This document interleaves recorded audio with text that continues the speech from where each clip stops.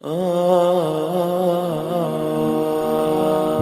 мушкер Мухаммед Али бир күнү өзүнүн кызы Ханнаны ачык кийимде көрүп калат да кызына мындай дейт: «Кызым, бул дүйнөдөгү Аллах жараткан баардык баалуу нерселер жабылуу, аларга жетүү татаал. Бриллиантты кайдан тапса болот, билесиңби? Жердин астынан. Анын үстү жабык жана сакталуу. Берметтерди кайдан тапса болот? Океандын эң түбүнөн. Алардын сырты жабылып, кооз чел кабык менен бекитилген. Алтынды кайдан тапса болот? Алыскы шахтадан. Ал таштардын катмары менен сакталган. Аларга жетүү үчүн көп эмгек кылуу керек.